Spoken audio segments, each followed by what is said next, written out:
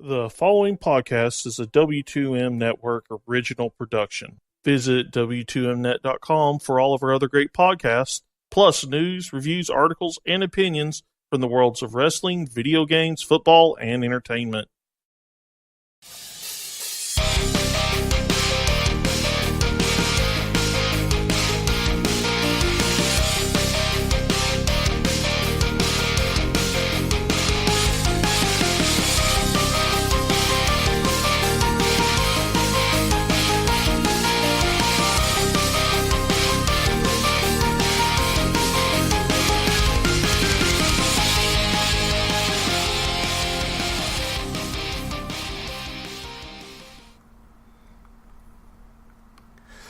What's up, everybody? We are finally fucking live.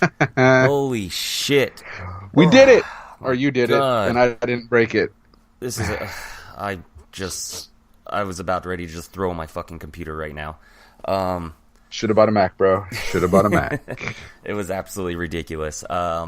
Anyways, thanks for everybody's patience. If you're still sticking around, if you're still watching, but if you're not, I don't blame you. Apologize for that. I do. If you're not here, fuck you. You're not my friend anymore. This is cool. MMA to the Max, episode number 39, finally. And I am your host, as always, the amazing, the electric, the scintillating Robert Taylor. And I am joined, as always, by my co-host, the pretty exquisite Joseph Hudson, a.k.a. Riverside Joe. Pretty exquisite. That is the biggest compliment you've ever given me in the history of us knowing each other. You know, I'm going to take that. I'm going to wear that with pride. The pretty exquisite Riverside Joe. I decided to throw you a little bone. You know, don't. That's the only kind of bone you can throw, bro. You're not capable of throwing any big bones. Gotcha. Oh man, so we took a week off, and work schedule's kind of what does it, but other than that, man, we're back. We're finally getting we were supposed to have Drew Dober last week. We had some scheduling conflict, basically some team events kind of got in the way of everything, and then my work schedule got in the way of everything, and work in general sucked. So hey, you know what, we're finally live. We're here. MMA to the Max. Do this now. Let's get right down into the thick of things. Joe, it's a new week. Yeah. It's a new drink. What are you drinking this week? It is. I've been saving this because I wanted to drink it Sunday when we had our wonderful guest Drew Dober on. I am drinking Elysian's Split Shot. It is a espresso milk stout brought to you by the wonderful people at Elysian Brewing Company. Yeah, Elysian, so it's wonderful, quote unquote. It's fucking good, bro. It's really good. I like it. I like, black coffee. So you got that little coffee taste to it. It's got, nice little stouty kick to it. It's fucking good. I'll drink it all day. What you got, brother? Whew. Well, I was debating, but I couldn't figure out what I wanted to drink tonight, so I ended up just sticking with a classic Garage Brewing Marshmallow Milk Stout. I was thinking about drinking some Bottle Logic IPAs, but I just wasn't in the mood for an IPA tonight, so I went with the Marshmallow Milk Stout, as usual. It's not a bad way to go, man. It's kind of like me and Stone IPAs. Yeah. Like, I can't not drink them. They're so damn good. I'm also mixing it with a delicious Red Bull. So. Oh, dude, that's real good. Mix your uppers and your downers. Seattle, Washington. Elysian is out of Seattle, Washington. Oh, yeah, Brandon was asking about that. So yeah. Brandon, there you go, buddy. It's good. I haven't had anything from them that I don't enjoy. It's nothing that's going to, like, set new bars or standards for great tasting beers, but they're all good. That's a lot to say. Ish. Not good-ish. They're good. We're not talking about your ability to get the fucking live stream going, which is good-ish. Well, if somebody didn't jump on as MMA to the Max and share the live stream that was already shared, it wouldn't have screwed everything up. Hey, dude, I'm bipolar, so I figured our podcast should be. Let's do this shit. You're bisexual, too, but we don't talk about that. We both know I have no sexuality whatsoever. That's a good point. Let's jump down into it, man. People want to hear about us. Want to hear us talking about MMA and acting and pretending like we actually know what we're talking about. Little do they know that we don't. Last week, yeah, no UFC card. Just like this week, there's no UFC card, but there was an amazing Bellator card, and it was one of the best Bellator cards I remember ever seen, especially the main card. The results of the main event didn't really go down the way I thought it would, but let's get right into it, man. Fedor Emelianenko survives a little scare when Mir caught him, and ends up turning the clock back a little bit and stopping Frank Mir in, 48 seconds? Yeah, something quick. The problem is Mir's fallen in love with his boxing, but his chin hasn't fallen in love with getting hit. He is a good boxer, but defensively he has a lot of holes, and those holes get taken advantage of when he fights good strikers. Fedor's chin has still got a little bit of ground on it. He got wobbled, but he stuck to it, and then Frank got greedy and left his chin out there. Got popped with it was like a left shovel punch, like hook maybe, that caught Mir right on the tip of the chin, it looked like. And it was an uppercut that caught him and dropped him. It was an uppercut? Yeah, it was an uppercut. Or a shovel or an uppercut, but yeah. It was quick, too. Like, the camera didn't even catch it on the first shot. You didn't see it until the replay, so... Yeah, Fedor looked quick. I'll give him that. He definitely looked faster than Mir. He was smaller by, 20 pounds. Oh, yeah. But he's definitely a lot faster than Frank was. Yeah, and it was... I didn't think Fedor had anything left in the tank, and I assumed that Mir was going to be able to finish him just because... you see the weigh-ins and you see that what the way Mir looked. I mean, he looked in really good shape. Looked like he's enjoying the USADA testing. Yeah, he's been eating a lot of kangaroo meat, I guess, huh? Maybe I shouldn't be drinking that Red Bull, man. I'm all fidgety now. Yeah, he definitely looked like he was in great shape, man, ready to go. I thought he would get Fedor, but too bad. I mean, Frank is... Who's he going to fight now? I don't fucking know, man. I mean... Roy Nelson will put him to sleep. Matt Mitrione will put him to sleep. I mean, he could fight the winner or loser of Nelson and Crow Cop, but both of them are rematches. And both of them were boring, so I'm not really interested in seeing either of them again. I think Big Country will put him to sleep this time, because I just don't think he's got it anymore, man. Yeah. He needs to get people on the ground and use his jiu-jitsu. But I do know who Fedor is fighting next. Who is he fighting next? He's fighting this huge guy, right? Like a guy who's got to cut mad weight to make 265. Not only is this the scariest, deadliest, most dangerous fighter on the Bellator roster, the dude's also undefeated. Never beaten, never tied. One Chael Sonnen. he's never been beaten? That's right. The undefeated Chael Sonnen. Where are you getting this stat from? I mean, I've been a big fan of Chael's for quite some time, and I do see some losses on his record. Nope, those are figments of everybody's imagination. Chael Sonnen is undefeated.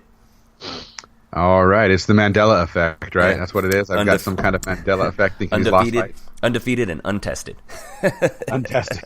Okay, look, Chael, I love you, buddy, but I think you bit off just a bit more than you can chew with this Fedor fight. He didn't look that much smaller than Fedor, though. He only looked about 10, 15 pounds smaller. He looked like he's put some size on. And if he could avoid the submission on the ground, I think he's got a really good chance of pulling off the decision win. I think he can take him down and ground and pound him for 3 rounds. It's only a 3-round fight. Exactly. Bellator does not use 5-round fights for their main events like the UFC does. So only for championship bouts. Yeah, of course. So you know it's going to be the main event, and I think Chael's got a good chance of pulling it off. He can get in quick on him and take him to the ground. I mean, I'm trying to think in all of my Fedor history, does he really have great takedown defense? Pretty good. But Chael's relentless and got really, really good takedown offense. So it's gonna be a good fight. I'm excited. I'm gonna go ahead and throw my hat in the pile or in the ring for good old Chael Sonnen. Yeah, not just that, because it would just be awesome to see Chael Sonnen beat Fedor Emelianenko. That would not only would that be awesome, but to see him fighting for the heavyweight belt against one other person who's going to win and who's not a heavyweight, which is Ryan Bader. Yeah, well, Ryan Bader was our consensus pick to win the whole thing the minute it was the tournament was announced. So yeah, we both figured Chael would win. I think we both thought Mir would win, and then we thought Mir would beat Chael on that side of the lineup, and then we both thought that, or did you? I don't remember how we thought. I always thought Mitrione was going to beat Big Country. and then I had Bader beating Mitrione. Yeah, So- and that's the way I see it too. So Bader's going to beat King Mo. He's going to be able to out wrestle him, I think, and outstrike him. And his speed and his agility, I think, is going to get the better of King Mo. Yeah, for sure. Also, that's the heavyweight tournament. Yeah, that's later. That's the way we see it. Also on the card, Dylan Dennis made his long-awaited MMA debut. Do you even train UFC, bro? No, Gotta I love those don't. Freudian slips. Made his MMA debut in Bellator, and again, kind of like Fedor, had a little scare. He was getting pieced up on the feet by He was Kyle getting Walker. pieced the shit up, Yeah. dude. Dude, look, his jiu-jitsu, bar none, the best, some of the best in MMA, if not the best in MMA, and definitely the best in the Bellator's 170-pound division or catch weight of 75, whatever. But his striking leaves a shit ton to be desired, man. It's. Oh yeah, absolutely. He's got a lot of work to do. He was standing like Conor, trying to move, but he does not have the precision, the speed, the accuracy, the timing, the distance management of a Conor McGregor. I mean, he's copied everything else about Conor McGregor. He might as well try to copy his striking style. So, Well, if you're gonna copy somebody, he's one of the greatest. So why not? And you train with the guy, you're trying to copy his mouthpiece. yeah, his mouthpiece, his clothing, his style. It's whatever. But yeah, once it hit the ground, man, it was a wrap.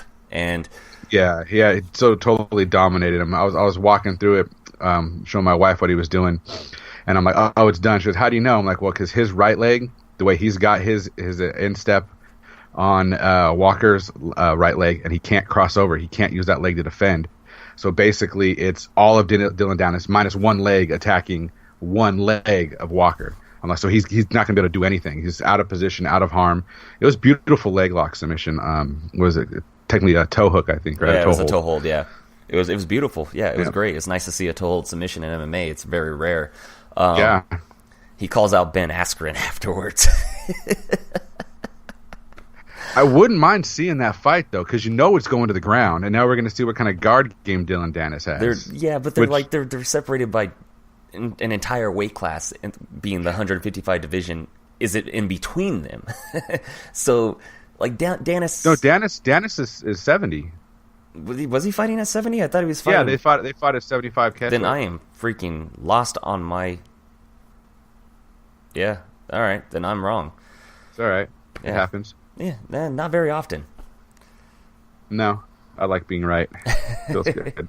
Feels good. Yeah, but either way, man, he's calling out Ben Askren. I don't see that even possibly happening. Yeah, I don't see that Ben Askren's going to fight in Bellator. That was what I heard from Scott Coker. He's like, I don't see him fighting in Bellator. So, whatever that means for that potential fight. But I did like how he said it's going to be a jiu-jitsu clinic. And on that main card, there were 4 submissions on 5 fights.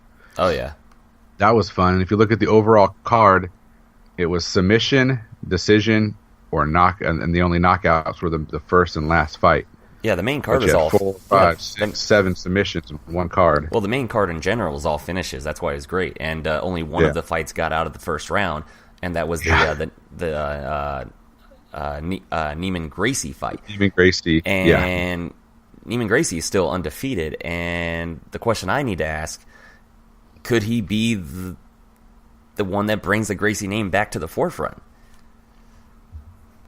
You know what? I was watching this fight and I was kind of thinking about that too, because the Gracie name, for any of the new fans, we'll call him the Conor McGregor era fans, have no idea who Gracies are. They don't get it. They might have heard the name. They might have, seen this out of the other. So I was watching it because it's not the game that it used to be. You have to be well-rounded. Granted, you have your strong skill, your main skill set, your jiu-jitsu, but you have to have some kind of stand-up when you start getting these upper-level fighters. If you don't, you're not going to be able to get inside on them. You're not going to be able to get them taken down. And they're going to have good enough, jiu-jitsu to scramble out. They're these high-end guys. I think his striking is pretty good. I'm not going to call it better. Great. It's better than other Gracie good. fighters. I mean, 100% better than other Gracie fighters. Yes. It's pretty good. I don't know how he's training. I don't know if he's focusing on his stand-up because he knows he's got jiu-jitsu in the bag, doing jiu-jitsu 1 day a week and striking 5 days a week or something.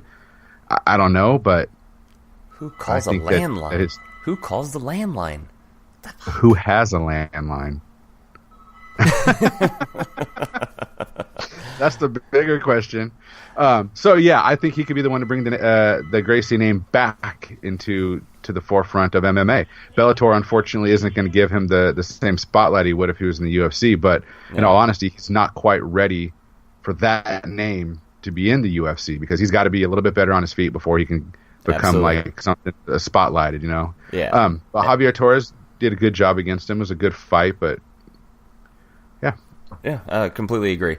Mike was asking about where do we rank Askren at 155. I think he could make 155, and I would love to see him fight at that weight class. But at 170, I definitely have him at definitely top 5, easily. Easily top 5. Easily. Yeah. I mean, there's just no question in my mind. You can go top 3 welterweights. You can probably even put him in there.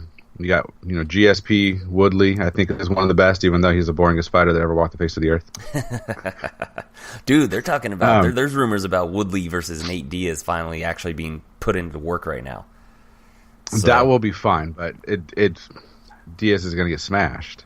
Oh God, yeah, most likely. Diaz, he's wrestling. I don't agree with the fight being made. So yeah, I mean, it'll be fun. Like I'm going to watch it, right? But look, I love Diaz, but there's 2 things he's not very good at doing, and that's checking leg kicks and stopping takedowns. Yeah, that's a fair point. You got one of the most explosive guys in MMA shooting for a double leg on a Diaz. He's going to get him down. I mean, I think the old theory with the Diaz is, take me down. My guard game's strong. Well, his guard game's strong at 55, but his guard game is not going to be strong with someone who's as athletic, as fucking strong and explosive and fucking big as Tyron Woodley. Your guard game ain't going to be shit against a guy of that size because, let's be honest, Nate Diaz is a 55er. And Woodley, other than his height, like, he's big. He could be an 85er, when Hector Lombard did a little stint at 85 too. Like, he was small in height but not small in size. I think you get the same thing out of good old Tyron Woodley. I agree. Keith asks, what are the chances Ben Askren ever gets a UFC shot? I'm going to say 0. The same chances that we see Conor McGregor fight in the UFC this year? Well, if you believe the rumors, I mean, that's got at least a decent chance after Ramadan, or however you say it. Yeah, maybe he'll do it because he feels like he owes the UFC and the fans something, but it's not like his character to owe or feel like he owes anyone anything, so maybe not. I agree, but enough with Bellator. Bellator is a whore. Let's talk about some big giant piece of news that came out earlier. I didn't exactly read the entire article. News?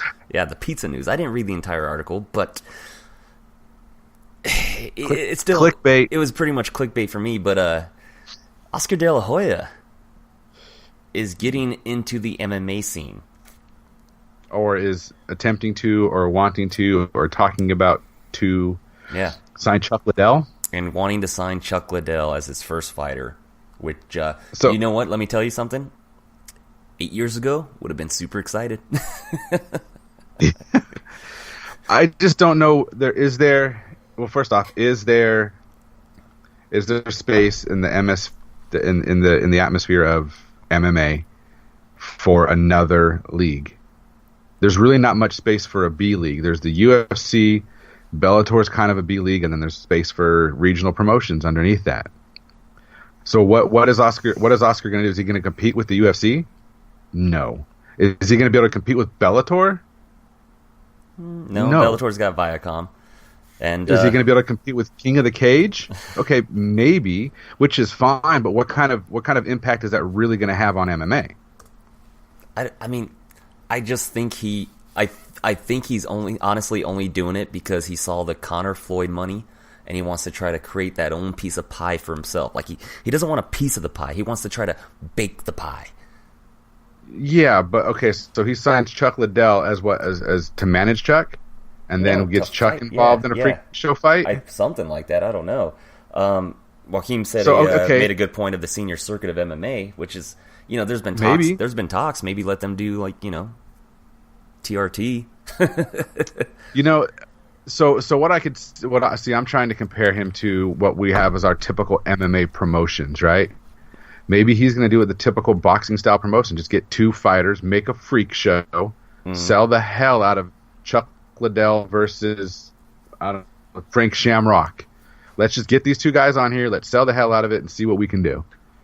And just, sell fight per fight, not necessarily be a promotion, a league, so to speak, as, what we have now. More than just promotions, or leagues. Maybe he's just going to try to put together a handful of UFC, Freudian slip, MMA fights. Yeah, I mean, we'll see. We'll see what happens. I mean, there's just been a lot of talk about everybody getting. I mean, we're still waiting on Floyd to show up into the UFC world, the MMA world, So yeah, we'll see what happens. Joaquin made a point here. He's trying to steal the Latin demo. My brain is totally frozen up on me right now. One of the former founders of the original Go of the UFC with the Gracies, he started a Spanish mixed martial arts league promotion, Combat Americana, I think it's called, right? Combate, something like that. So that actually is doing really, really well, Joaquin. If you're interested in the Latino MMA scene, like that exists. It's Combate Americana, I believe it's called, or Combate. Just straight like that, one of those 2. Give it a shot. It's good MMA. It's again, we like the smaller guys, the typically smaller guys. It's good, decent B-level MMA. Like it's all right. And a lot of their guys will move up to the UFC as like a little farming facility for them too, and get the big name. I agree. And Mike over here is saying he saw that Edson Barbosa wants to come back pretty quick turnaround. And after when we reviewed his fight with Kevin Lee, we were basically on the same side of Barbosa needs to take some time off. Yeah. He just took 2 back-to-back ass whippings from 2 of the best ground and pound fighters ever. Keith Schill and Campbell McLaren is the name that we were blanking on. Thank you. But Keith. Yeah, he just took 2 back-to-back ass whippings from 2 of the best in the lightweight division. In the game, and he needs to take some time off. Yeah. So yeah, he needs to recoup. I don't necessarily think he needs to go and like tighten anything up. I mean, his he got a lot of shit for takedown defense lacking. His takedown defense is pretty freaking good, but you got 2 of the best takedown guys in a row on your ass. Yeah, and both very strong, both very relentless. Chain wrestling, when you got someone who chain wrestles the same way that Khabib does, it's tough. I still don't think that he's got holes in his wrestling game, sure, but I don't think he needs. I just think he needs to recover. Let his fucking brain swell go down a little bit, Yeah, for sure.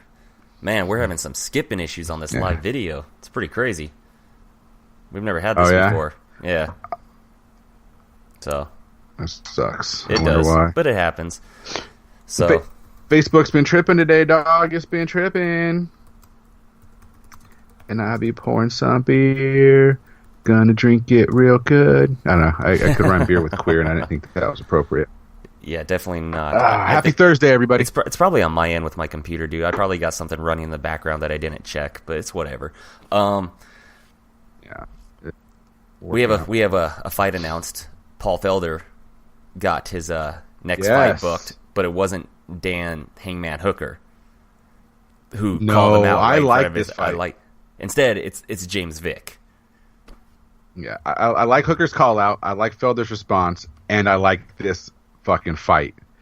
I think Vick versus Felder is going to be fireworks. Oh yeah, and absolutely. I think the person who wins this fight is going to start making a bigger name for themselves. Felder's doing a good job because of his commentary. His name is getting known. James Vick is a guy who most people should know. He's bad fucking ass, dude. Oh yeah, should be a good fun fight. Fireworks. How do you see it going? I see a lot of people that are in on Vic right now, but I seriously think that it just reminds me. It's going to remind me a lot of the time that Vic fought Beneil Dariush and was just absolutely starched, knocked right out. I think Felder's going to connect. I really do. I can definitely see that happening. It's very good likelihood of that happening, but I think that stylistically, Dariush and Felder are two opposite sides of the spectrum when it comes to their stand-up technique and speed and angles and whatnot. And I think that's part of what got in the way for James Vick's chin. I think Felder can knock him out, but I want to see this go to the ground. I want to see some of Vick's jiu-jitsu on Felder and see how that pans out. Vick's got some good jiu-jitsu. Felder's got good anti-jiu-jitsu. Yeah. And, I mean, Vick is decent at using his range, and but at the same time, he does get himself into a little bit of trouble. When he fought Francisco Trinaldo, he allowed Trinaldo to end up coming back, and even Trinaldo, as short as he is, short and stocky, was still tagging Vick. Yeah, Vick was doing a good job of keeping him on the outside of his punch, but as his jab started to slow down, Trinaldo was able to time it better and get inside on him, and use a feint to time off it, which I could see Felder doing as well. But Felder's a bit bigger than Trinaldo, a little bit more plodding in his typical style. It's gonna be fireworks. It's good. It's a good fight. I don't know if it's Felder in 2. I don't know if Vick wins easy. I just think it's fireworks, man. It should be a good fight. It's a great fight. And well, I mean, hey, since Keith's in the chat right now watching the video, why don't we just jump into the meat and bones of this episode? Meat and potatoes. The meat and potatoes. We got next week. We got UFC 224. Yes, we do. Yeah. Yes, we do. Women's bantamweight champion Amanda Nunes finally returning to the cage after winning a very close, somewhat controversial decision against Valentina Shevchenko. I gave it to the bullet. I did too, but I wasn't really mad about the decision. But no, me either. She's defending against Raquel Pennington, good old Rocky. And this is a Raquel Pennington coming off of about a 2-year layoff from a car accident. Yeah, it's like 400 something. It's like 400 something days, 500 days. Yeah, from a car accident, man. And I think they should have given her a warm up fight. Does she deserve a title shot? Sure. She's a good fighter. She had a good little win streak going. Sure, but she just was off due to a car accident for nearly 2 years. Let's give her a warm up fight and then get her in there with Amanda Nunes. Oh yeah, but they're throwing her straight to the wolf, man. And I don't like her chances. I don't like her odds at all. Not even close, dude. Yeah. There's no way she's going to win this fight. I mean, even then, I wasn't really high on her odds in the first place, but even coming off this layoff, I just negative odds. No, look, Rocky's too slow, not nearly as strong as Amanda. Amanda's faster, she's stronger. Okay, if I'm going to give Raquel anything, she might be a little bit more technically sound with her striking, but it's not the same. Amanda will lack a little bit of her technique because she's got the speed and power to make up the difference. Though Amanda's technique isn't bad at all. She's got good striking technique. Yeah. But maybe Raquel's a little bit crisper, a little bit tight. I'm trying to give Raquel something here. That's the only thing I can give her because I think you're reaching here. I am, because she's not going to out-wrestle Amanda. Amanda's technically too good there and too strong there. Amanda's a beautiful black belt in jiu-jitsu. Mm-hmm. Raquel doesn't stand a chance against her. I'm sorry, I don't see it getting out of the second round. I see TKO. Yeah, and I thought they should have just given it to Ketlin Vieira. I honestly did, especially after she came off of that absolute thrashing of Kat Zingano, which was so weirdly scored a split decision. I'm still stewing about that every time I think about it. But, yeah, Ketlin Vieira, she's an absolute beast. She's still undefeated. She's thrashed everybody she's fought. And I think she would be a better and more exciting fight and tougher fight for Amanda Nunes. Yeah, I think she'd be tougher. I think she'd go forward. She'd dirty box with her a little bit, get her against the cage, try to do some takedowns, get back on the outside, work back in. But we'll see. The UFC knows what they're doing, I guess. I don't know. But it's nice to see the women headline another good card. Oh, yeah, another definitely. Good card. And, I mean, this is just a stopgap fight for the most part, man. I mean, we all know that eventually it's leading to Nunes versus Cyborg. Yeah, and I wonder, I mean, Cyborg just took the fight that she had against somebody whose name doesn't even fucking matter at this point. Just a bloated fucking bantamweight, as always. And then now you got Megan Anderson going to fight That's how tired I am. I grabbed the bottle instead of the fucking cup. I know, it's crazy. Megan Anderson's going to fight Holly Holm. So the winner of that one, I guess, is supposed to get the title shot next? Or is the winner... because Amanda Nunes needs that shot at 45. I think she's the only one that can compete with Chris at any level. Yeah, I mean, I think Nunes and Cyborg is a fantastic fight. I really do. I think it's a fantastic fight. I think it's going to be great. But yeah, I mean, my money's still on Cyborg. So, well, yeah, but I think Amanda goes the distance, and I think Amanda touches her more than Holly did, and it touches her harder than Holly did. Yeah, but I'd still give it to Cyborg all the way. Oh yeah, I completely agree, man. I don't see anything happening for Raquel. I think Amanda Nunes defends easily. Honestly, I think it's stopped in the first round, and she still doesn't get the respect she deserves. No, for whatever reason, she doesn't get the respect that she deserves because she's a badass fighter out there, man. I'd put her on the pound for pound list. She's fucking good. She's a really good fighter. She's a great fighter. She's completely elite. And I mean, she used to be just not like she used to be just underwhelming. She wasn't fighting her potential. Yes. Then eventually, just like we all saw what happened. Everybody's talking about Ronda Rousey's the greatest, but no, the game just hadn't caught up to her skill level yet. And once it caught up, it completely surpassed. And the top of that food chain is Amanda Nunes for that women's bantamweight division. Yep. I mean, 100%. Yeah, she's the top.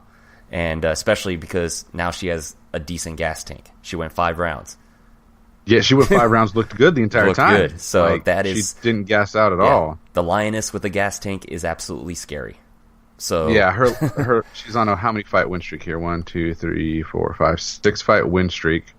Her last loss was to Kat Zingano. She got TKO'd. Yeah. So I think that. And to answer your question there, Keith, Cyborg has the gas tank to go 5. Her last fight with Holly Holm, she went 5, and she looked fantastic. And she looked as good as any man in eyeliner can. We're not doing that on this show, man. We're not doing that on this show. We are above that. I love Chris. We're above that. I love Chris. No, we're not. You're especially not. Oh, Jesus. In the co-main event, a really intriguing fight. The Alligator's back. Ronaldo Jacare Souza taking on Kelvin Gastelum. That's a great fight. How do you see this one go? I don't know. I don't know. I want to say that Kelvin's undersized for the division. Which he is. But he's only lost once in the division. To a former champion. That he almost starched in the first round if he had like 5 or 10 more seconds. Unlike what people say about the Cody Garbrandt and TJ fight where, 10 more seconds, Cody would have won that fight, even though TJ was already starting to get back to his feet. Yeah. Weidman was literally saved by the bell. He was pretty much out. Yeah, Calvin rang his bell real good on that one. So I think the problem with this is, unless Jacare gets knocked out, if Calvin tries to go to the ground, I'm just afraid that Jacare's jiu-jitsu is going to be too tight for him. And on the feet, he's only given up a 1-inch reach advantage and 4-inch height advantage. Yeah.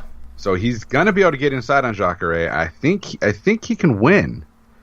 I think he can. I'm just trying to see how. See, if the Weidman fight didn't happen, I would be more inclined to be on the side of Gastelum. But the second round of that Weidman fight really kind of opened my eyes. The size issue and his game off his back.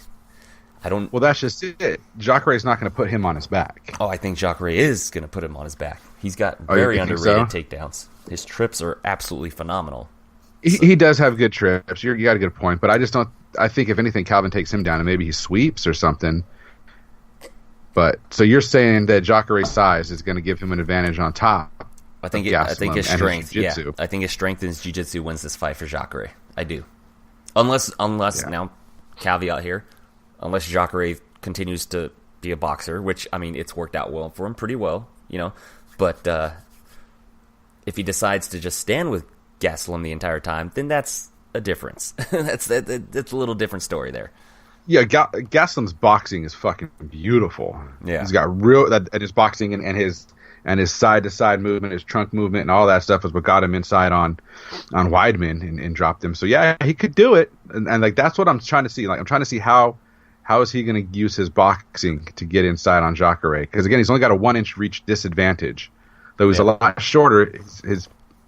He's going to be able to touch you when you don't think he can because of his height. So that's what I'm leaning towards, is his actual reach advantage versus height disadvantage kind of ratio there as being a benefit to him. So that's how I'm trying to. I think he can win. I'm just trying to see how it'll happen. Yeah, I know. I agree. Women's strawweight action. Yes. The completely overpushed already in my mind. Huh? Overpushed, big time. Yeah. What? The pretty young girl with the nice body that has one dimension when it comes to her fighting style. Where have we seen that before? Pushed to the forefront. No. Yeah. Mackenzie Dern makes a return, taking on Amanda Cooper. ABC. Well, this is your classic grappler versus striker match. It really is.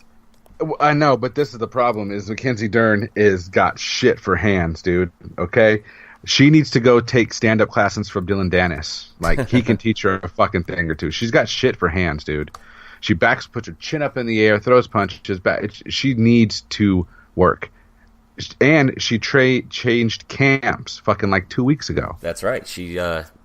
But then again, though, she's been training for her ground game. She's been training at Checkmat. And then for her striking, she's been at Black House. So I get that she's changed camps, but it's not like she's like without camps. She's training with some elite people. Correct. I understand that, but it's just like, okay, the game plan and what she needs to do as a young fighter, and I'm going to be parroting something the great Luke Thomas says, young fighters need to take a little bit more time between fights, because between fights is when you develop. Mackenzie Dern does not need to do any jiu-jitsu for the next year and a half, save, again, once a week just to roll. She needs to do what she doesn't feel comfortable doing. She needs to get in there and fucking strike. She needs to spar light. She needs to work on her technique, spar light with someone who's really good, who's not going to hurt her, and have her learn to keep her chin down, keep her hands up, learn the distance. She needs to learn how to fucking strike. Yeah. So she can use that to get inside and get people on the ground. Her striking is shit. And striker versus grappler, every fight starts on the feet. Yeah, and that's basically the gist of this fight is if Dern gets it down, the fight's over. But if she can't get Cooper down, Cooper's going to box her up. Cooper is she's got legit boxing. She's good. Yeah. Her striking, her good hands boxer. are good.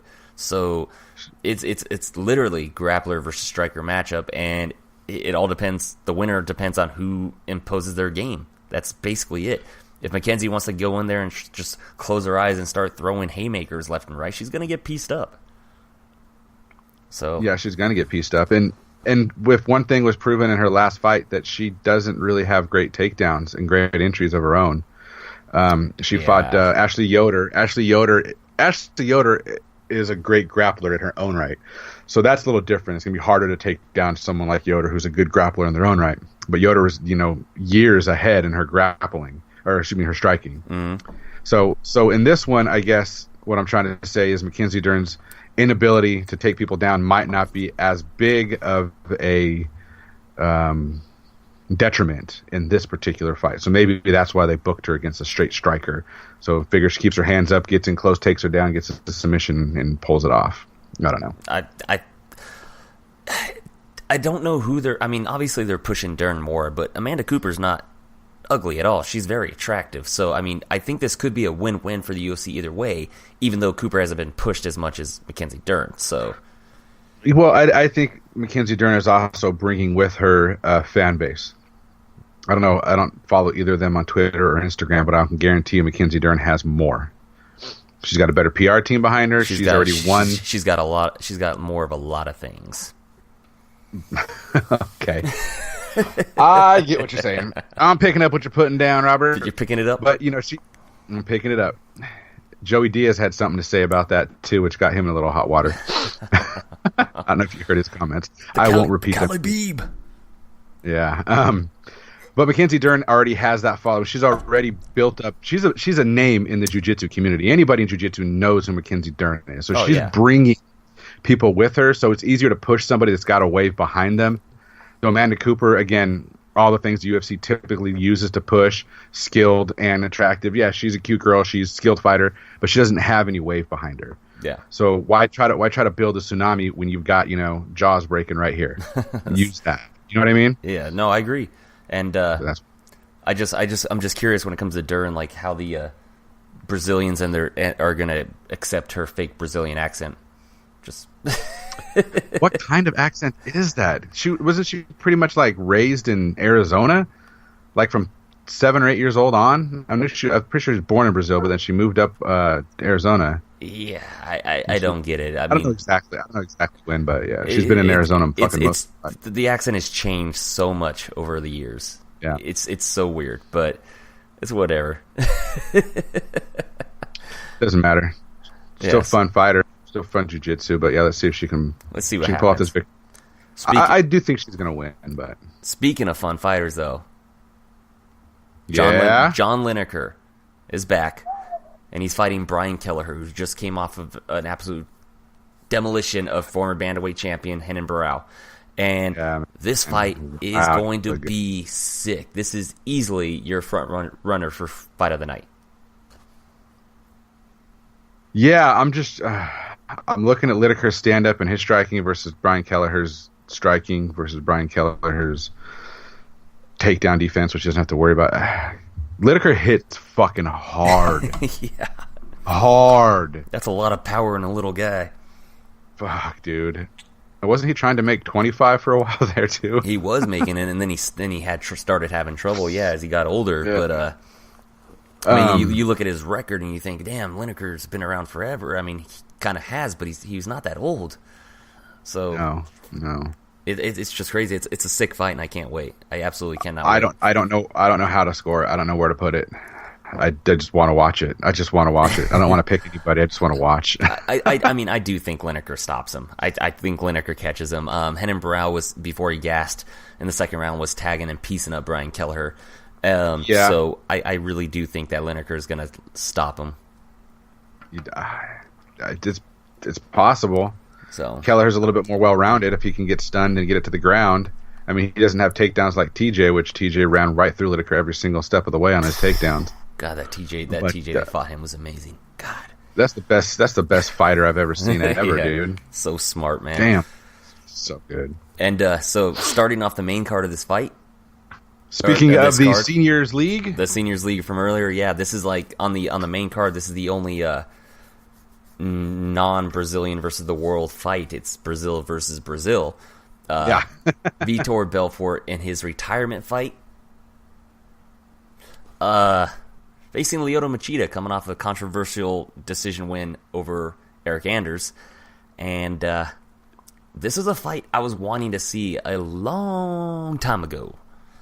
8 years ago, this would have given me chills. I'd have been like, ooh-wee. Right now, it's whoever whose chin's deteriorated less, I guess. Yeah, whoever touches whose chin first. If we go on speed, Lyoto's got it. If we go on power, Vitor historically has had that. Yeah. I don't know. I don't know what this fight. I mean, I think Vitor, if he blitzes Machida, takes him out. Maybe, or Machida can use a karate sidestep and fucking karate chop him in the neck. I don't think he has the speed anymore. I really do think that Belfort might be faster than him at this point. Machida's entire style revolved around his speed and how much faster he was than everybody. Unfortunately, he's gotten older and his speed has deteriorated. And he's also gone down a weight class. He's a lot faster than everybody else at 205. Yeah, even then, though, I mean, his whole style, his whole game revolved around his speed.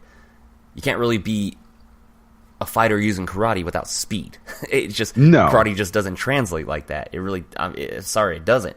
And no, it's all about speed. Yeah, so I don't know. I mean, if he gets out of the first round, he wins because Belfort typically breaks after the first round. So It all depends on how long the fight lasts. But It's been a fun I run, think Fedor. Belfort blitzes him in the first round, and he catches that chin. Well, that's Belfort's MO. It's the same thing he tried to do against Weidman. Just thinking back on some of the fights where Vitor broke after the first round, right? Yeah. Blitzing, you weather his storm, you win.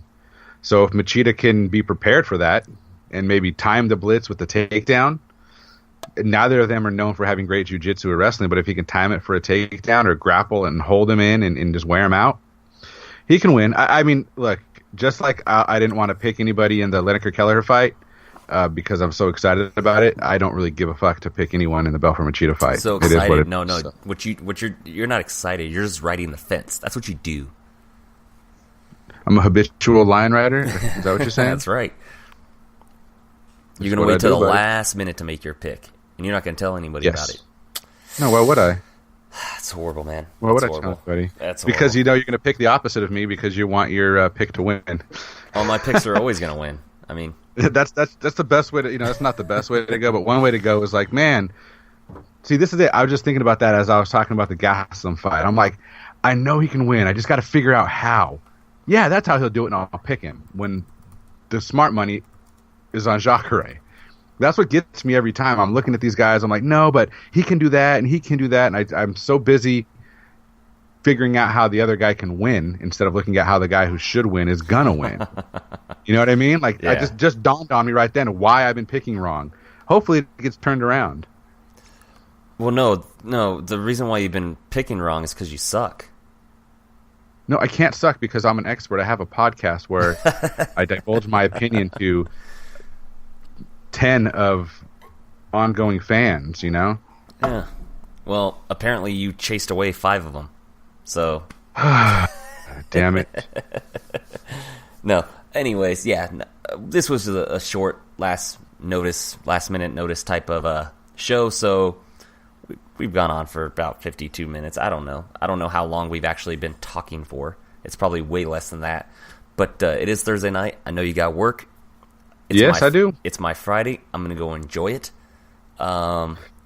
You guys going to watch some of The Marvelous Mrs. Mabel? It's a great show on Amazon Prime. I'm going to It's pretty funny. go watch Monday's Lucifer and Tuesday's The Flash and try to Tuesday's catch up. Roseanne.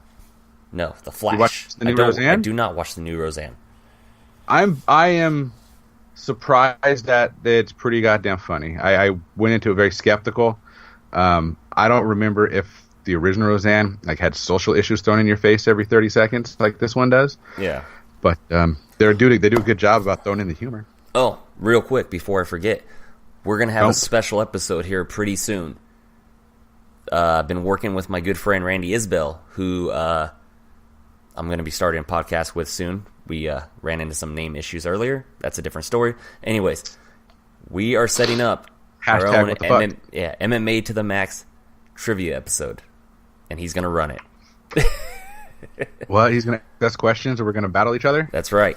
And we might be having we might have somebody else join us too. I think I was asking Keith Schillen if he'd like of MMA Takeover, if he'd like to join and school us completely.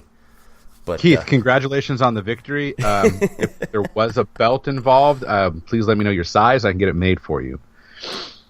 yeah, he's gonna I'm not absolutely good at this. he's gonna roast us. But I thought it would be fun. Just do a fun That's trivia very episode. fun. They're not gonna be super hard questions. They're gonna be first champions. Who won this fight, stuff like that. You don't get to help him write the questions, bro. No, I don't. I just he asked me about categories. I said sure, and then he did the questions himself. I have no Well, let me idea know what the they are. categories so I can brush up. You can't have an advantage on me. What are the categories? I just remember Email 'em. I just remember those 2 of them, but I'll email them to you. Yeah, I'll let you know for sure. But yeah, make sure to check that out for the first ever MMA the Max game show trivia night. I guess I don't know. We'll see. It'll look Let's different. do this. It'll be fun, and then we'll have more special episodes like that, like our Ask Us Anything episodes, and we could get fans to join, all 4 of you. So, anyways, Joe, get Am your I one social of those 4? You probably are. Yes, I know. So- You can get a hold of me at MMA to the Max Joe. That's my Instagram, MMA to the Max Joe, and the 2, as always, is the number 2. you want to get a hold of me on Twitter, it is JoeHud45 on Twitter. That is JoeHud45.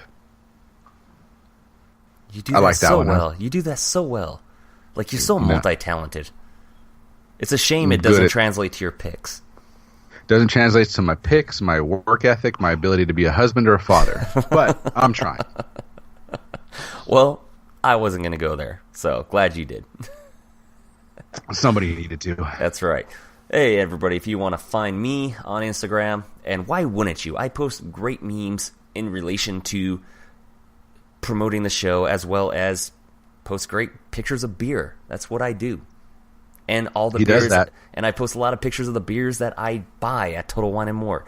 So if you want to ever know what might be coming up on MMA The Max for the beer of the week on my end, just go to my Instagram. And for that is MMA to the Max Rob. As always, the 2 is the number 2. If you want to find me on Twitter, it's at It's Rock Robster. Yes, just like the B-52 song, but just a little different.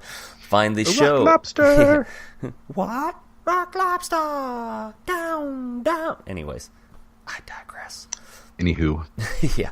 Find the show on Twitter at MMA to the Max Show. Find us on Facebook at facebook.com/MMA to the Max Podcast. Obviously, most of you, if you're watching it, are already following it, so maybe just tell your friends, share, all that good stuff. Find us on YouTube. Hit that subscribe button. We don't quite have the followers yet on YouTube to get our own URL, so just search up MMA the Max Podcast on YouTube, or follow the link when I post it and share it on the page, and all that good stuff. Come on, guys. Yeah, Come do on. us a solid. Do us a solid. Come on. We follow you on your YouTube channels, so... No, we don't. We're selfish. Fuck, dude, why you got to be truthful? We're trying to do ourselves a thing here. Yeah, so I want to as always, give a quick shout-out real quick to MMA Freaks Facebook group, the MMA Takeover Facebook group, Loaded Joe's MMA Podcast Facebook group, Craft Root Sports Facebook group, Hardcore MMA Facebook group.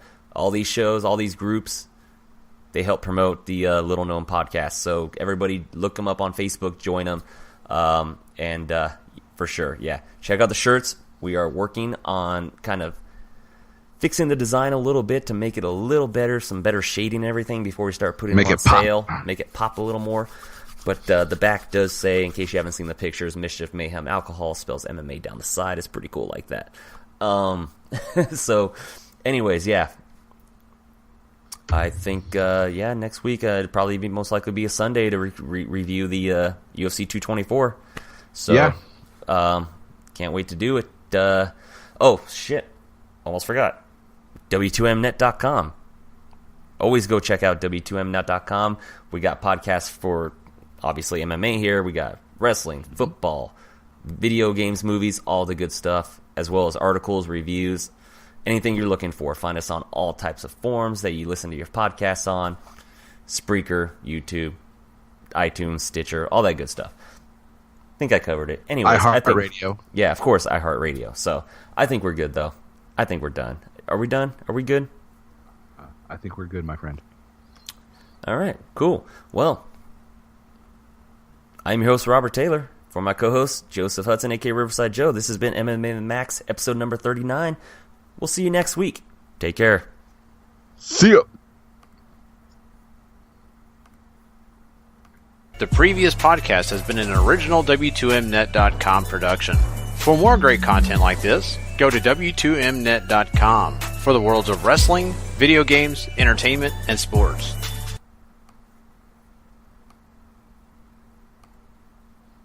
Okay, now we're good. Yep, I see right here.